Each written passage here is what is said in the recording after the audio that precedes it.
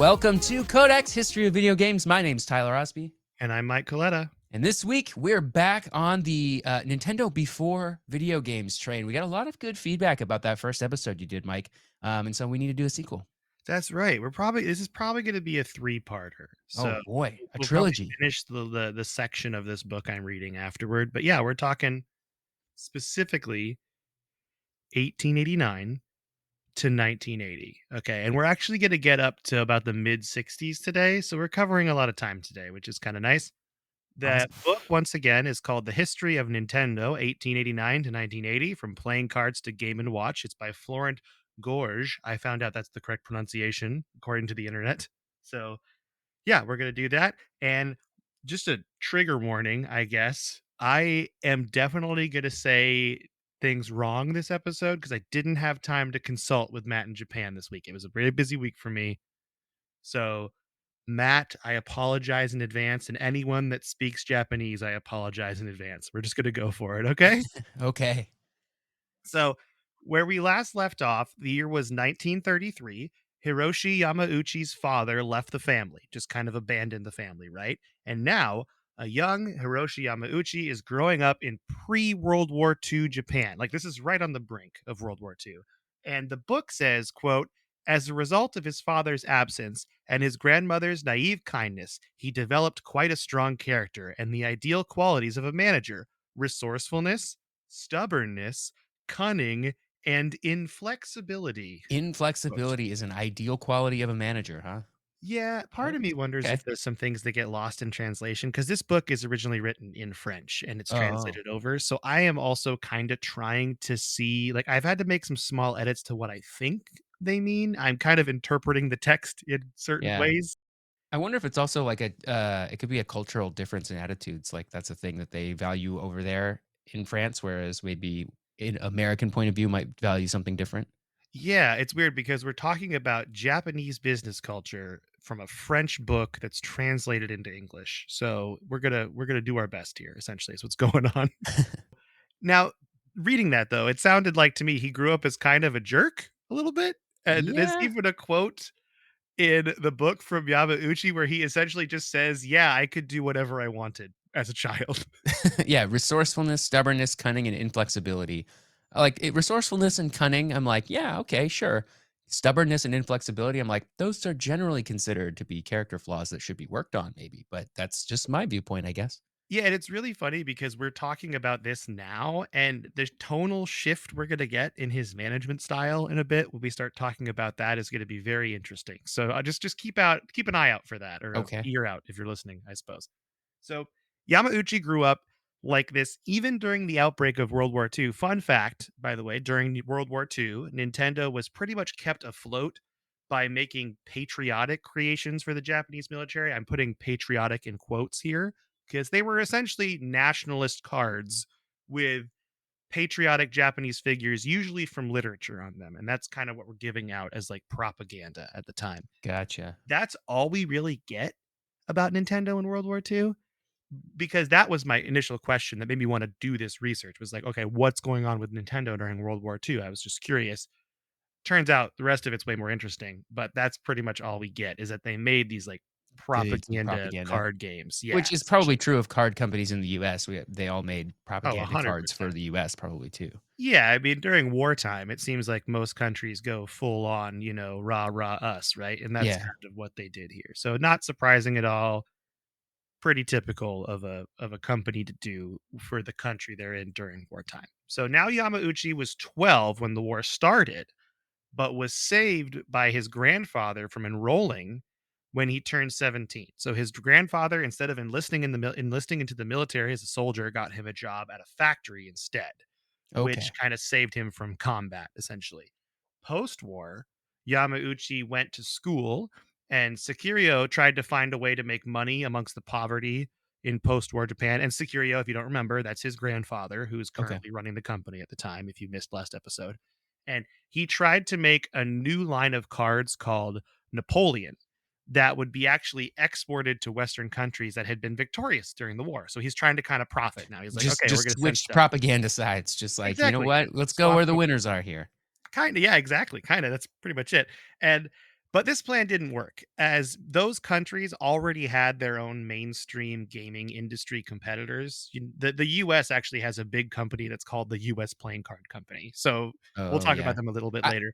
I also imagine that, like, playing cards coming over from a Japanese country were, like, people were not super stoked on that in the immediate post-war World War II, unless they Yeah. didn't know they were from a Japanese company, you know? And I think that's kind of what they were going for because Nintendo does have like Western subsidiaries at this time. They don't really Mhm. talk about them in the book, but they do exist because they have split companies essentially.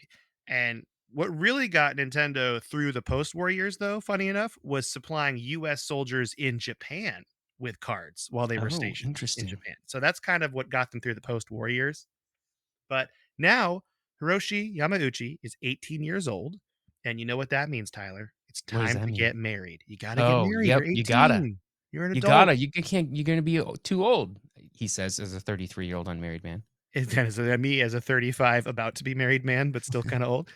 Sakirio set him up with Michiko Inaba, who is the daughter of a former rich and influential warrior of the Shikoku era. I don't know if it's like a direct line of that or if that's like a family lineage. Again, the book has this kind they say that in the book, but it's kind of a weird translation thing there. So it Mm. might be like a down the line generational thing. The book makes a point to say, though, that Michiko Inaba and Hiroshi Yamauchi's father, Shikanojo Inaba, are not related. So there's that. Just and if anyone has been keeping track at home with your Nintendo family tree, they are not related. Just so Gotcha. everyone knows. With my Persona 4 knowledge, I believe it is Inaba. That's how Inaba, and you the know what's area is funny pronounced in the is game. you corrected me on this last time, and I just didn't remember it. So Inaba, so Michiko Inaba. Thank you, Tyler. I'm 0 for 1 today. That was the Alright. first translation thing I had to get over, and I just goofed it. So we're gonna keep on going, and everything's okay. That's all I got. That's about all I got for you is my whatever I can dig out of my Persona knowledge. And I like that Persona taught you that. I appreciate it. That's a good thing about a game, it's fun. It's Mhm. it's building a global community. So, Yamauchi also was so bright and did so well on his entrance exams that he got into the prestigious law school at the University of Waseda. And again, I'm hoping I'm saying that right. It's Waseda. And as he entered university, his grandfather bought him a small house in the Shoto district of Shibuya, which what's unique about this district is it is meant for US officers post-war. So it actually had like nightlife and this strange mix of Japanese and Western culture in this area of post-war Japan. That's cool. So Hiroshi Yamauchi in the book is described, and I kid you not, as a quote, great hedonist because at the time that meant he was eating steak, playing billiards, and on occasion drinking imported wine, whiskey, and brandy. And Yamauchi did this so much that while he was young, other people and shopkeepers thought he actually worked for the black market because they're like, how does Wow. this kid afford all this stuff? He's 18 and he's drinking like fine brandies from America or whiskeys from America, imported stuff.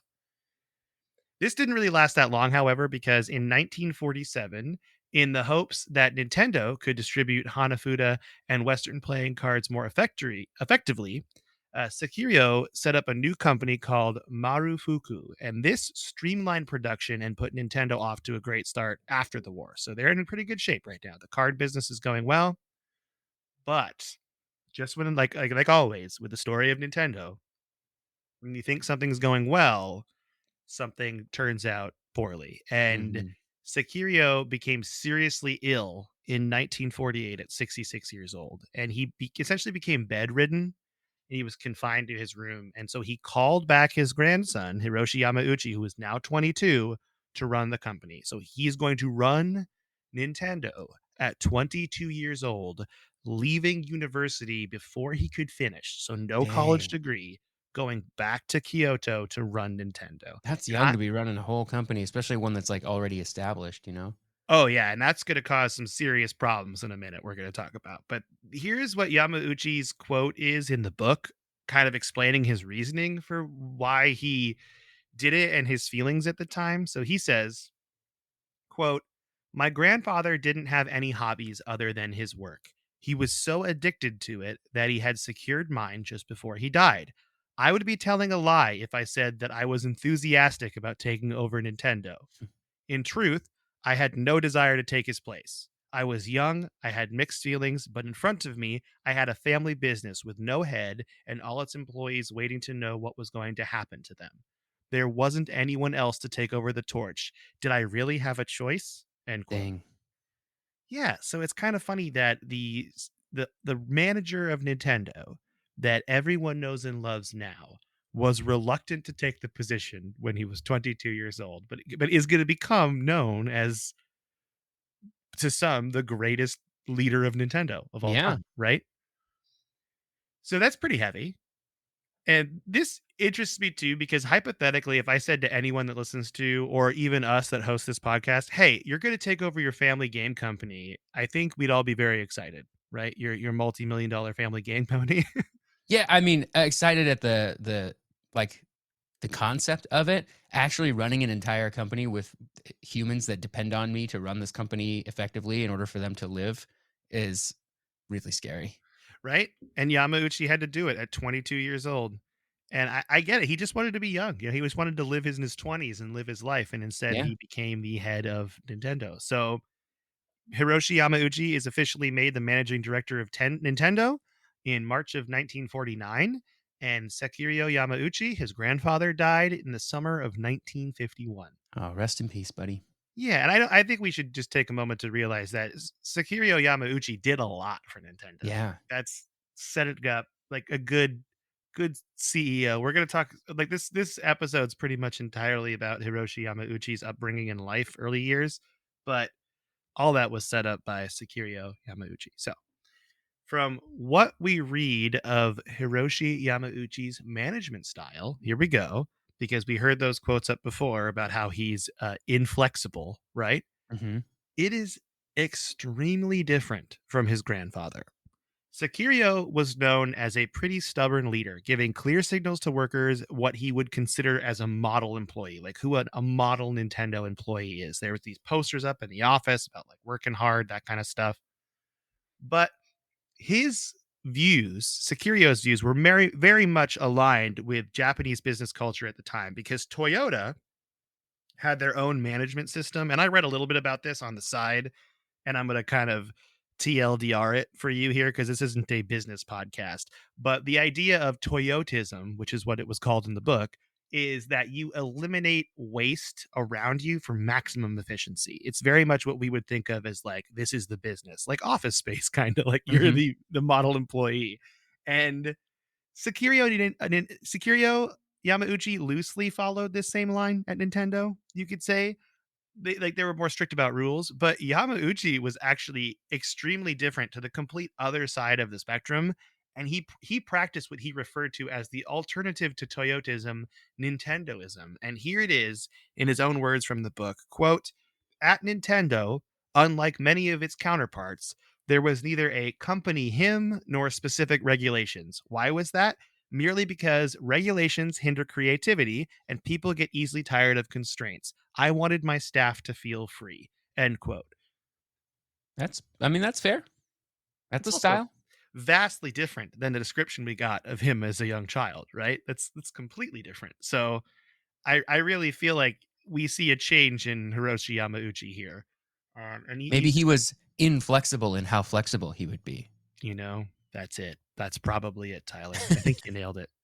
The book does mention that he did leave some of the old posters up in the office for like history's sake. And these posters I would describe as like business posters, like work hard and all that stuff. Yeah. It's essentially the business equivalent of those motivational posters you see that say like hang in there and there's like a kitten hanging from a tree branch. It's like that, but work related, essentially. So you would think these changes though at Nintendo would be well received, right? Because you're saying, hey, the 100 something employees at Nintendo, you can go ahead and be like a free, you could be your own boss, creativity all around. Well, it turns out a lot of the employees did not like that this 22-year-old blood relative of the former owner was running the company.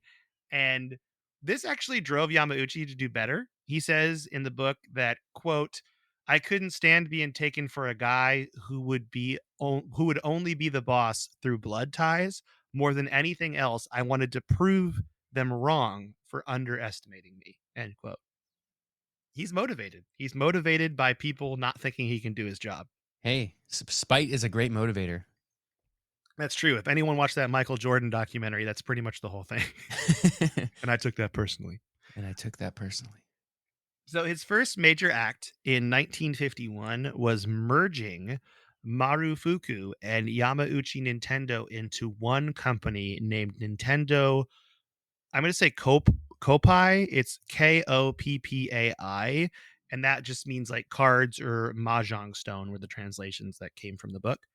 His next major act, though, stood out to his now 110 employees because in order to centralize all production, Hiroshi Yamauchi bought a acre more of land in the Higashiyama district and set to start production there in 1954. So this set off the employees union because for the first time in Nintendo's history, they had to take out a loan.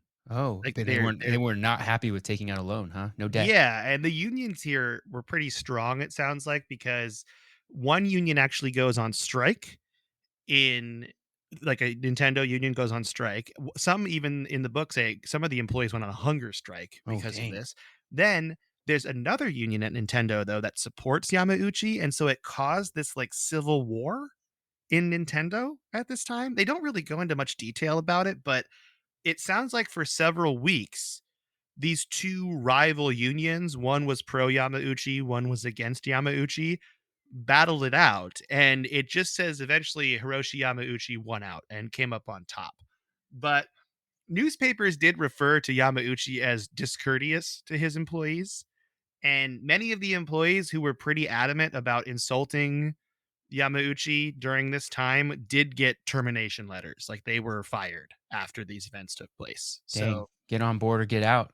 yeah, pretty much. And Hiroshi Yamauchi always stood by his decisions, though. In the book, he says, quote, "When I make a decision, I hold to it without stepping back. It's the manager's ABC. In the end, responsibility always falls to the manager, whatever happens. I've never made any decision that wasn't in line with my own convictions. A manager who would run his company under influence or without being sure of his decisions does not have the stature of a true manager." I End mean, quote. that's fair. It is There's something to be said for, like, making the call and going for it, and then there's also a line where it's like, you also do need to, I don't wanna use the word flexible because we know he's not flexible, but you do need to, like, be able to take in data from outside just your own brain and make decisions with that. So as long as he's, like, doing that and, like, making sure that he takes in all the information that he needs, but then once the decision is made, like, that's the call. And I can empathize with that because if you have people within the group that are, like, not willing to follow the call, or the manager has sort of indicated that the call is like maybe a little bit more flexible than it should be, then you can kind of not really get anything done, you know? Dude, Tyler, you just saying take in opinions other than your own brain is amazing because that's next episode. You just guessed something in next episode. Oh, Just spoilers. that's how brilliant you are, Tyler. You just read right through the history. Did you read this book and not tell me? I Is did that not read this book. wow? This is all new to me. This is very exciting. Wow. Well, you just hit on something very big. That's going to be the beginning of episode 3. So I love that. We'll just leave it there. 1953 saw the beginnings of Nintendo creating plastic cards instead of paper. This is pretty big because they've been making paper cards this whole time, and that's expensive and a tedious, time consuming process, And were they right? still making them by hand, or was that Yes. So stopped the long ago? Hanafuda cards were made by hand. The playing cards, like the Western playing trump cards that we talked about last episode, which are their big sellers, are made in a machine, but also paper still. Gotcha. But now they're going to plastic cards, and the plastic cards, the inks took longer to dry, so they weren't. I wrote labor intensive. That's the wrong to put it. It's really just time, like time wise, it Yeah, takes you a just little gotta longer. wait. Yeah, because you got to wait for the inks to dry. And newer employees were often hired to gather cards and sort them, so that kind of took a little time as well. but the plastic trump cards were sold at double the price of the paper cards because they lasted Dang. longer. They didn't wear out as fast, right? So you could actually charge that amount for a plastic Yeah, card. you could buy a deck and use it for a long time.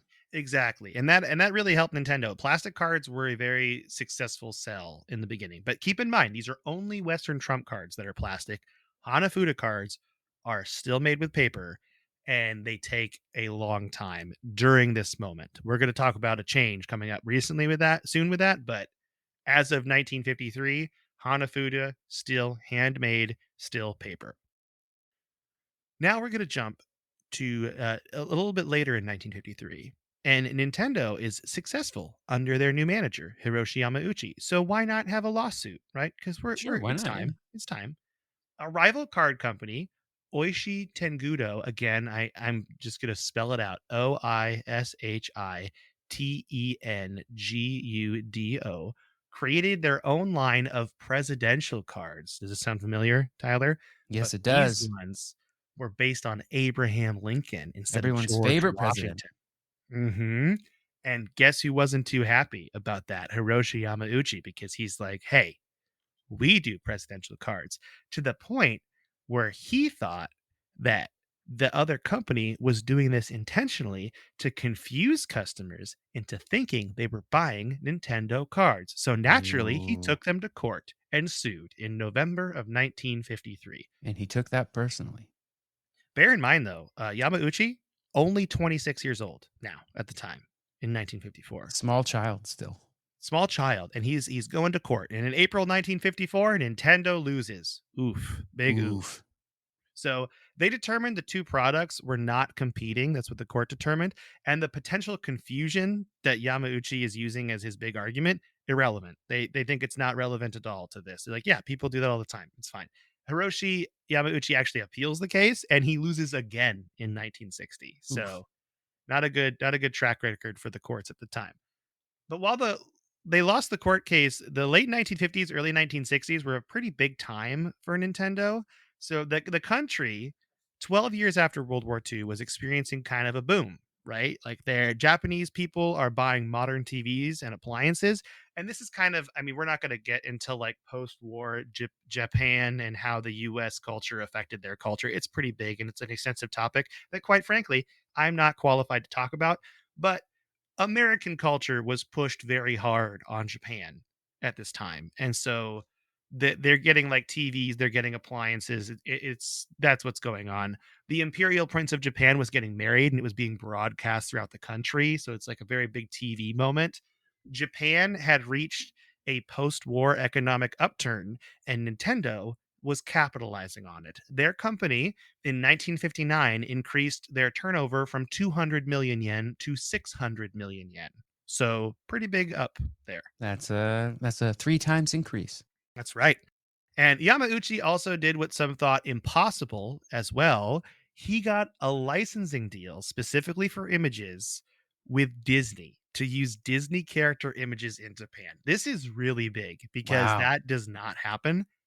And Disney just had come to Japan in the 1950s on television and movies, and Nintendo was right there to swoop in on that opportunity. So they sold Disney cards for between 300 and 400 yen a piece.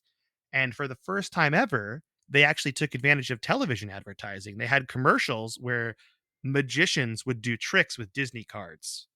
That Oh, was like their cool. way, yeah, which was kind of cool. And it was a huge success because we all know Disney, that's just a moneymaker, right? They're just making tons of money off of it. Yep. So while the beginning of the 60s brought success to the playing card business side, the Western playing cards with Disney, Hanafuda cards were struggling. The country had gone outside of their homes for entertainment, essentially. People played pachinko in pachinko halls or they went bowling in bowling alleys.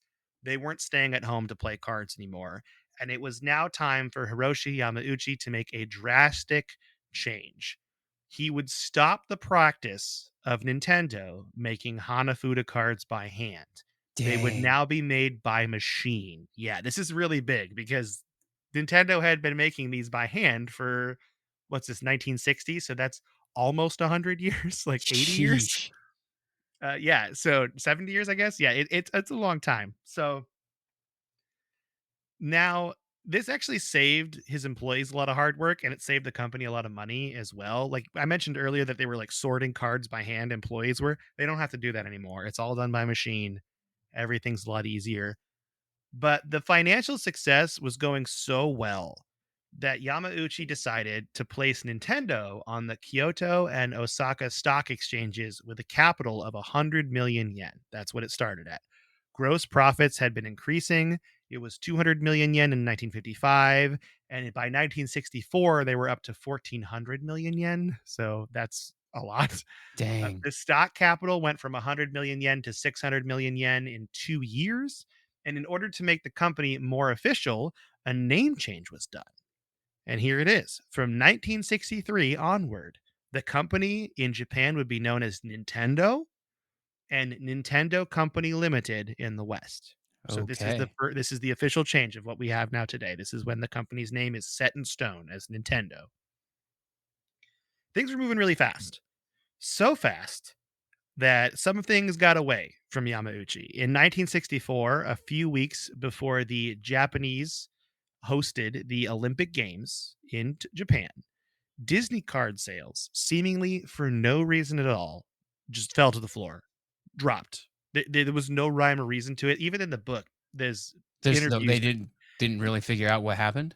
Yeah, no one knew why it happened. It just kinda crashed, and Yamauchi tried numerous endeavors to get things back to normal. First, he made a Disney line of cards called Mickey and Friends Play Sports, and that product just failed, didn't get off the ground. According to Yamauchi, kids just didn't wanna play cards anymore. Hmm. Therefore, he started exporting out of Japan thinking, "Oh, I can export this stuff there." That also was a failure. Nintendo stock fell from 900 million to 600 million yen. Oh, no. So it was, yeah, it's been going down. Then a big moment in Nintendo as a company occurred. This is a big moment for Hiroshi Yamauchi and Nintendo. Looking for inspiration, Yamauchi decides to travel to the US and visit the biggest card company in the United States, aptly named the US Playing Cards Company. That makes a lot of sense. If you Yeah. think there, something kind of remarkable happened. Hiroshi Yamauchi was completely and totally underwhelmed.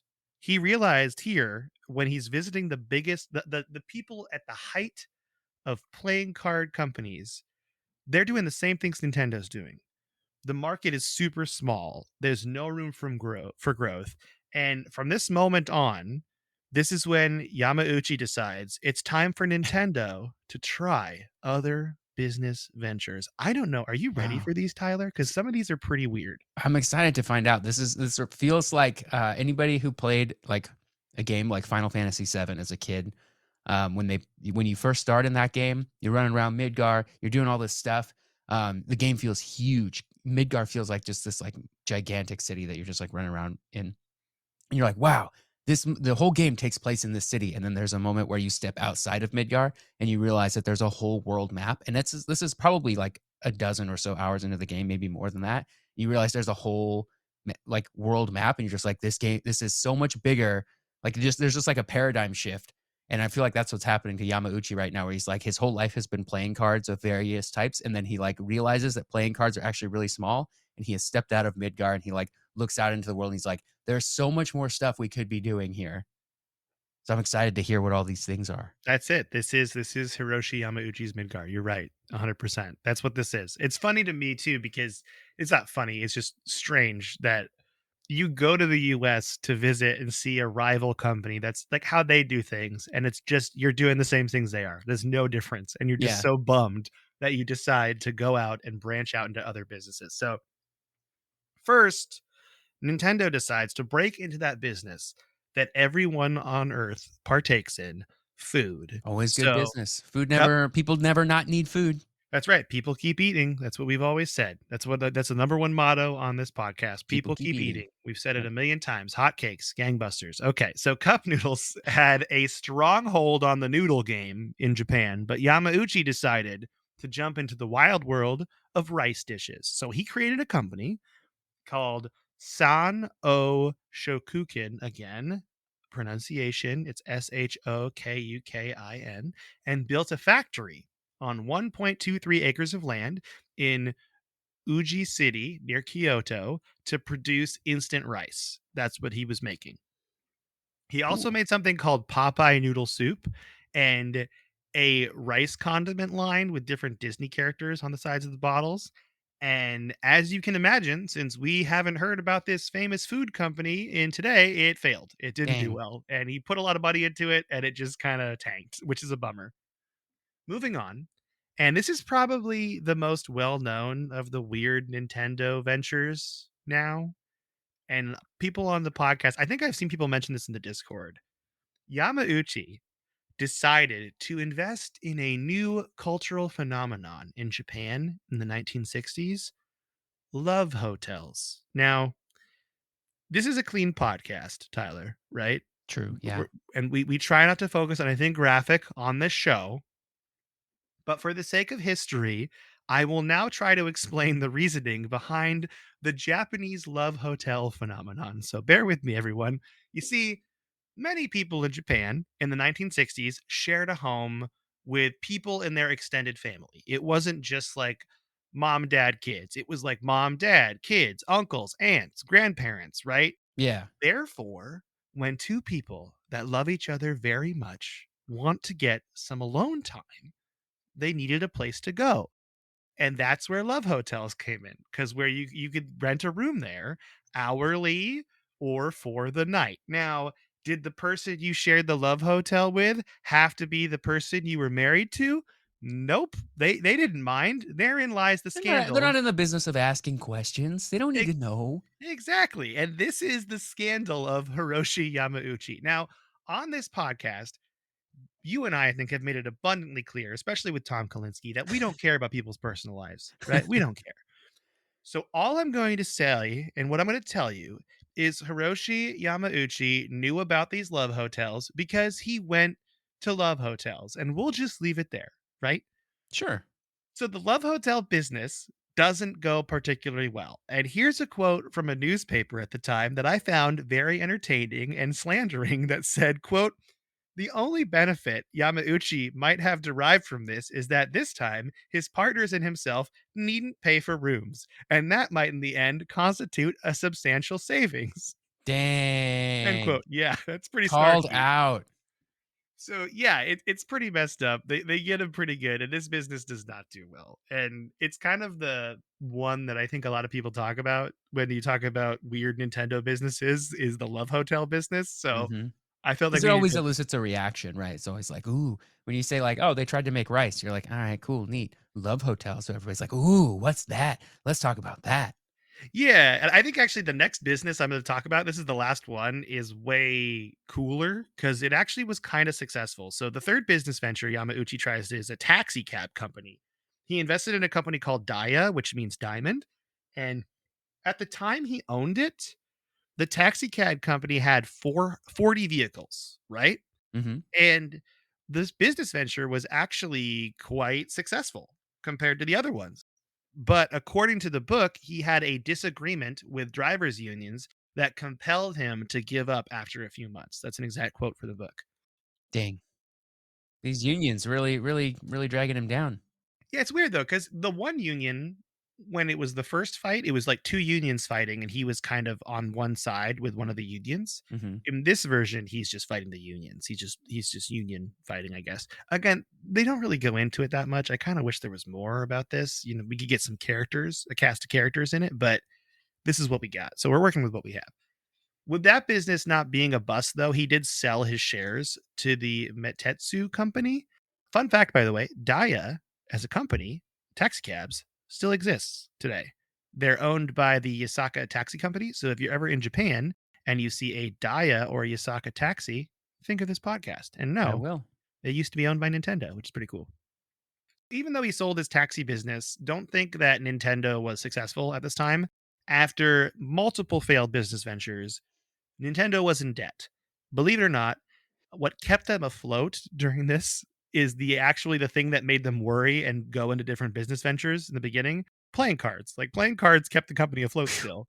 In fact, I almost the way it was worded in the book is I wonder if Yamauchi just stuck to doing playing cards and didn't try these other business ventures, if they would have come out better on top. You know what I Yeah. mean? Well, you got to try stuff because eventually something is going to stick. Exactly. You hear a lot of things too about we're going to use the example of like Donald Trump because I think it's said a lot in or really rich people in general like billionaires if they don't do weird business projects and just save their money instead, they'd come out on top. You Yeah. know what I mean? Like if you just put it in like a compounding interest savings account versus trying to like Trump stakes or whatever, or I mean buying Twitter, however you want to look at it, that's Yeah. probably a better investment. So I wonder if it's like kind of one of those situations. But people are people and they wanna you wanna keep winning. I think that Well, you business want to roll the attitude is dice because still yeah. if you do this properly, you can 10x, 100x, 1000x your monies, and that seems like a pretty fun gamble. Exactly. I think business has a gamification aspect to it Oh that yeah, once you make so much money, it's hard to kind of avoid because you're like, no, I got this new idea. It's going to be great. And I think going back to our favorite television, so Secession, you really see that. It's like an addiction yeah. almost. All of these people are to go off of the succession thing. Like all of these people will be fine. Like the stakes feel very very high on that show, but like nobody's gonna die. Nobody's gonna like be on the streets, right? They're all billionaires still. Even if they walked away and never did anything with that company ever again, they would all be billionaires. Yeah, exactly. And that's something that I think that's important to note here is I don't have confirmation of this, but I pretty sure if Hiroshi Yamauchi just didn't do these business ventures, they would have just come out more ahead, Yeah. is what the book insinuated with that. But that's up for how you interpret it, I suppose. Don't quote me on that. That's just my interpretation.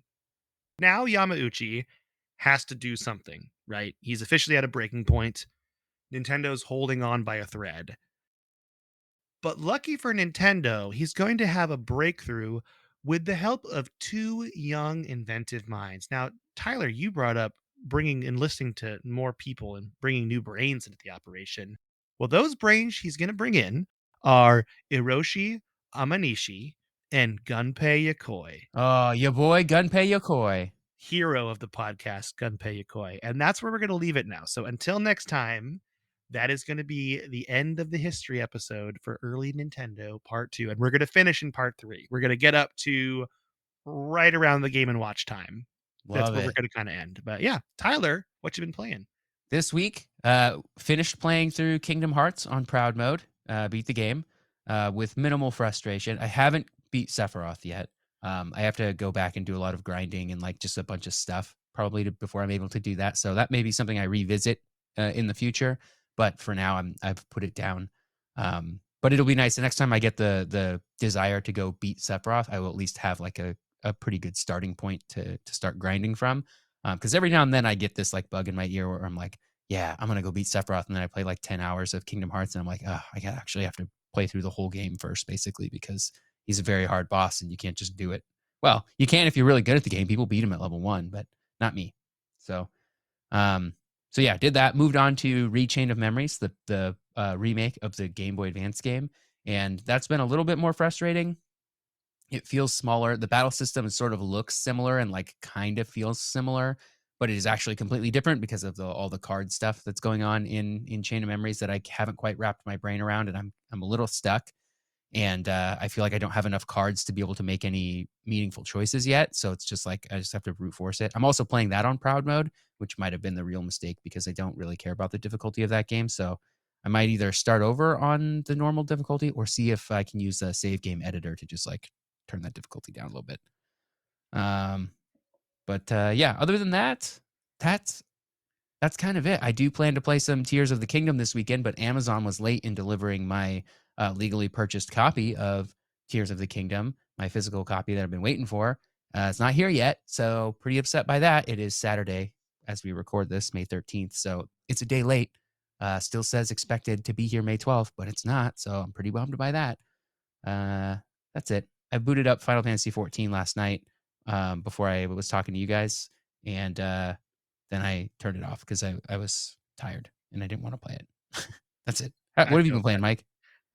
My copy of Tears of the Kingdom did come in on Friday, and it Nice. came in actually earlier than I thought. So I had to look at it for like 10 hours while I waited until I was done working on stuff with my obligations, and then I booted it up. I love it. I love it so much. The only thing I'm bummed about is I watched a review from IGN. They had like a video review, and I shouldn't have watched it because it kind of spoiled some moments I think that would have been big, ooh, wow moments in the game. Yeah. For me, I should have just gone in blind. That's a lesson learned. There's still a lot that I'm exploring and I'm like, oh wow, right? But if I have any recommendations to people that are gonna play Tears of the Kingdom, if you haven't watched anything on it, keep it that way. Just go in as blind as you can because it's truly amazing. And I told you the thing that I love the most is I thought the powers that you get would take a while to get them, but they just jump you right into it. And that's my spoiler-free excitement with the new game is, and I just love it. It's giving me all the feels. The sound cues are the same, so it very much hits you in all the feel good buttons, you know? Love it. But I love that. Also loved watching you play Kingdom Hearts 1, and I watched you roll credits on that. Also think Chain of Memories battle system's weird, and I don't think I would want to play it, but I'm glad that you're doing I'm gonna it. go back and grind a little bit, see if I can get some more cards. And I think if I can get some more cards and feel like I have some more choice in building my decks out, that maybe it'll feel a lot better. Yeah, I think that's the move. Do you want to read Ethan's email? I will read Ethan's email. The subject of this email is Mike and Tyler's game dev miss question mark adventures misadventures. Hi guys. While listening to the appropriate blend of your podcast and death metal, which is about 50-50 in case anyone was wondering, I've recently been getting into some hexadecimal, C, and assembly programming with the end goal being coding a retro emulator to put on an Arduino or Raspberry Pi, legally, of course. And I thought it would be interesting to do a mini series where you guys try to use homebrew tools to make/recreate simple proof of concept games for retro systems like the Atari, NES, Genesis, Game Boy, N64, etc. that can run on an emulator. Legally buy a copy of your own game? Question mark. Any games that I make for an emulator, this is Tyler talking. Any games that I make for an emulator will be free and open source. So you can Yeah. legally run them on whatever emulator you want, and it will be fine. I will not sue you. So yeah, so he says to make them run on the emulator. And then in the episode, go over what you made, how things like graphics, sound, and user input were done. For example, on the Atari 2600, how you had to write what to display on screen directly into a CPU register. There might be slightly more to it. Someone fact check me on that one. And then maybe put the finished ROMs on a website or Discord. Spider Butts, Ethan. P.S. I personally loved the Nintendo Before Video Games episode. Hope to see some more of those. Well, you're in luck because you just listened to part 2 of that episode. Yeah. I This seems like a great idea, and I love the idea, but I'm going to tell you that even making Pong in Construct 3 took me so long and Yeah. a lot of time, and I would love to do this, and I think it's something I'm putting it on the list, don't get me wrong. I will have to be like take a vacation to do this for the podcast is where I would be at, I think. Or it would take me 6 months to do one episode. Yeah, yeah. I'm just speaking for myself only. I think the idea is very interesting. I am not very interested in learning how to do this. I think it's very difficult. I could do an episode talking about making Pong in Construct 3 if people are interested in that, but that is by no means a retro or old Yeah, assembly. Like it's not really related to this style of programming. I This kind of thing interests me a lot, but I do not come from a computer science background and things take me a while. I just realized I thought that part of my brain was there, and when I tried to do that, I learned very much that the creative writing brain is just stomping all over that. You know what I mean? It's not yeah. good. If you're looking for some good like YouTube videos on this kind of stuff, though, Modern Vintage Gamer for a time was doing he was doing videos where he would explain, like I think it was Modern Vintage Gamer, he would explain how the Super Nintendo worked, like the CPU worked or the sound chip or the graphics, and like he did a bunch of different like NES. I think he probably did Genesis. Like there are a whole bunch of things where he sort of explains how these old systems worked in a way that was like generally pretty easy to follow. It gets a little in the weeds sometimes, but that's okay if you've got like an engineer brain. So it might be better for you to get that content from someone that's not us. But the Modern Vintage Gamer, I recommend his YouTube channel just in general, but specifically the videos he was doing for a while on how these older consoles work were very interesting to me. Yeah, I think I've watched some of his videos too. I love that stuff. It's one of those things that interests me, but I know personally I have the lack of the skill set to do it. Not saying I couldn't do it. I just think it would take me such a crazy amount of time that It wouldn't be worth it. it wouldn't be worth it. Yeah. And I also feel like even Well, I don't know. Maybe I would try it for one something. I'm not like throwing it out, and I appreciate the email, Ethan. I think it's a good idea, but if it happened, it would be a while from now. I'll put it that way. Yeah. Do you want to keep reading these emails? They're pretty short. Let's just get through them. Let's just go Okay. through them right now. So this next one's from Jack, and it's called Mario First Person. Now, Jack recommended a game to us before. Remember, it was the Super Smash Brothers Junior or Uh-huh. Mortal Kombat Junior. Yeah, Excuse yeah, me, yeah. Mortal Kombat Junior. This is the next one. My game idea this time is a M-rated game that is a Mario in first person. There is also two-player mode Luigi, blood everywhere, and Bowser is a demon. Jack. So essentially, we're talking about Mario Doom. Like a Doom mod. I love it. I Mario love I Doom. love I'm gonna see Mario if as a there's boomer shooter. I'm into it. I wonder if there's a mod already. There there might be. is Mario Doom. I just googled Mario Doom. There's one called yeah, Mario Doom.pk3 Vanilla Edition. Yeah, it's Mario. I think this is exactly what you're looking for. Just the white gloves stained with blood. Yeah. That's some good stuff there, Jack. I think that's great that it exists, but I do love that idea. A Mario first person Doom clone. I love it. So you want to read Ryan's email? Sure. Let me pull up Ryan's email. The subject is old man email. Ryan says, "Hey, old podcast friends that I listen to every single Monday past year. Plus, I had missed every podcast due to a job change. Oh, okay. So he's catching up, I guess. Got caught back up now. Very sad you forgot about the Saturn in the Aesthetic podcast. And the Genesis Model 1 is S tier all day. P.S. Thanks, Mike, for respecting Hydro Thunder. Great game. Sent from my Jaybird mobile phone." I love that, a Jaybird phone. Hydro Thunder is the best. I'm glad someone else loves it as much as I do. I had no idea how good that arcade game was, and I just kept playing it at Ground Control in Portland, and I was like hogging the machine. It was fantastic.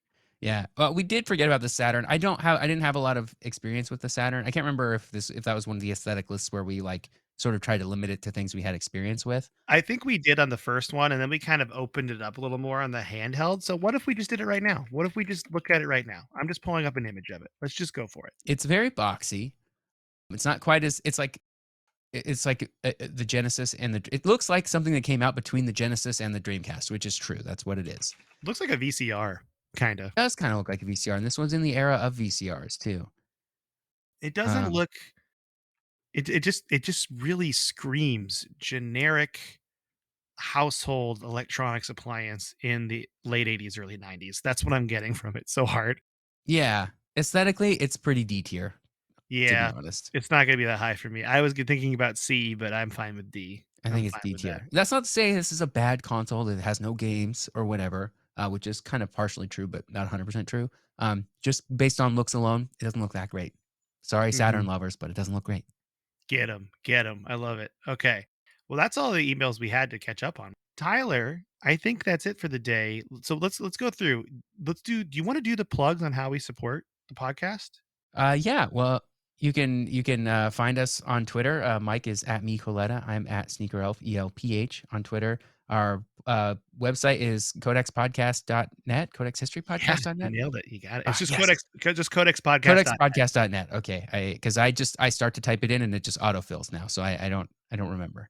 Um, and I think I mean, that's all the things. everything's on codexpodcast.net now, which is why the plugs are easy. I just direct people to the website. You can email Yeah, us at codexhistorypodcast@gmail.com if you want to do it the old fashioned way. yeah. There's But you can also a also form on our website you can fill out. yeah, we got it all there for you. But other than that, I think that's it for the day. Tyler, do you want to say bye to everybody? No, I want you to say bye to everybody. Oh, I love it. Goodbye, everybody.